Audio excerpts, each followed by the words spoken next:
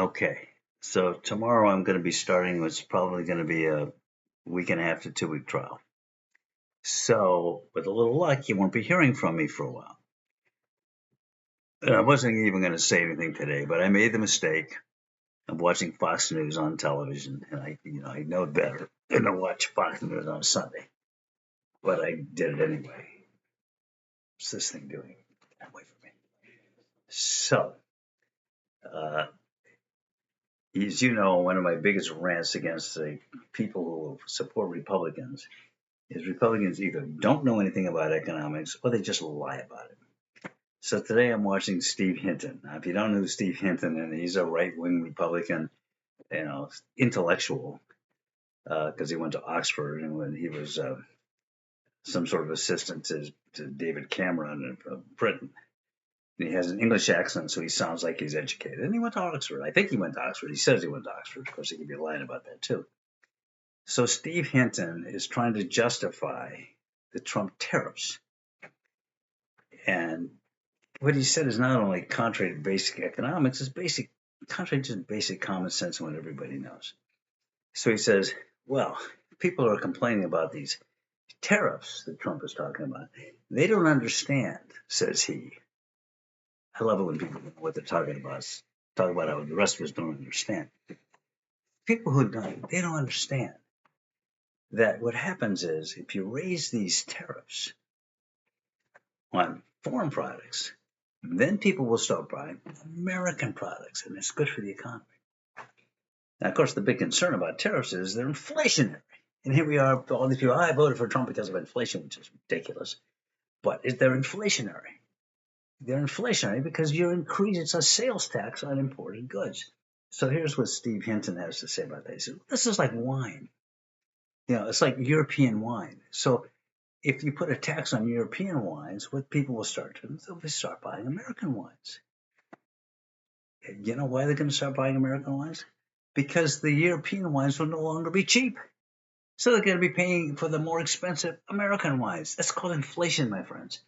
So, but the real answer is that don't use wine as an example. Most people in this country get their wine from California anyway. I know I did when I used to drink wine. I can't drink red wine because it makes my tongue break out. It's horrible, and I don't want you feeling sorry for me. Just send money. I know that's my answer to everything. I'm a lawyer. How do you expect? So the real issue is, if you really want to know about inflation, why have we had such low inflation all these years? Because of China. Because Chinese can make goods, quality goods, particularly electronics, games, uh, clothes, you name it, manufactured goods, much cheaper than we can in the United States because it costs a lot less to pay a Chinaman to do this work. And spent a lot of time in China, and a lot of these things are just done in small homes or done, different parts of the countries. I'm talking including Taiwan in there.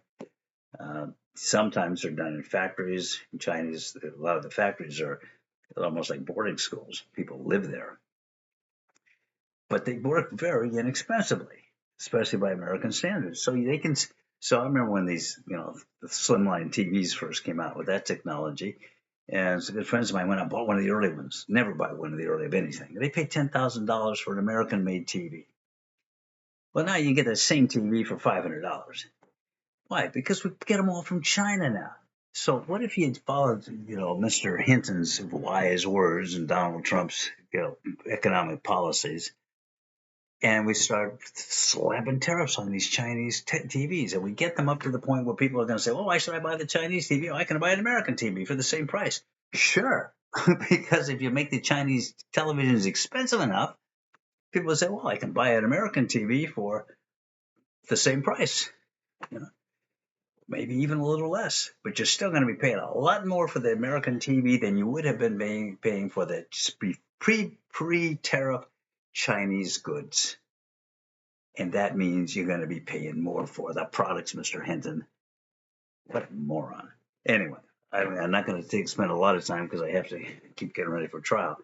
But I just wanted you to know that don't be fooled by the rhetoric of these people. Just use some common sense to their analysis. And I can tell you, just without going into details, every time we've had a Republican administration, starting with President Taft, has been followed by a period of economic problems.